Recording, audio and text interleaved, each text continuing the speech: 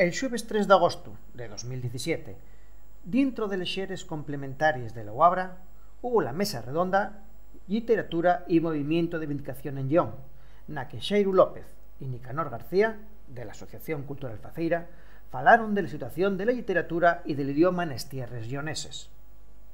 Fixo de moderador Héctor Gil.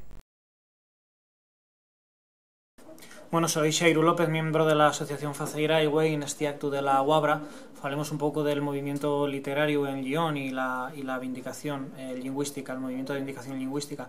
Al respecto de la literatura, bueno, pues falemos un pouco de dous grandes eixes, un que focaliza en el noroccidente del Lleón, con, bueno, pues autores tan representativos como Eva González, Roberto González Quevedo, Emilce Núñez, Severiano Álvarez, y bueno, usando como filo de continuidad tamén el feito de que hoy aínda consérvase un certamen literario con autores nuevos que, bueno, que dan futuro al idioma. E tamén, bueno, mentemos un foco importante que xurde en Lleón ciudad con autores mozos e con tamén competencia lingüística por estar vencellados a través de la súa familia con zonas de fala patrimonial.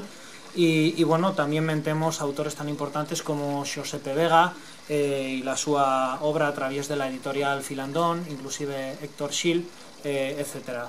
Básicamente, bueno, concordemos en que la lingua tiene futuro, pero sobre todo lo que más nos fai falta é el apoyo institucional para sacar esto adelante. Soy Nicanor García, de la Asociación Cultural Faceira de Lleón. Somos una asociación cultural que lo que tratamos es de vindicar la cultura lleonesa. Dentro de la cultura lleonesa contamos con que uno de los ámbitos más importantes es el lleonés. El lleonés entendido como la fala de las comarcas lleonesas en toda su extensión, Lleón, Zamora y, por supuesto, formamos parte del asturionés, lengua que se fala tanto en Asturias como de Asturias a Miranda.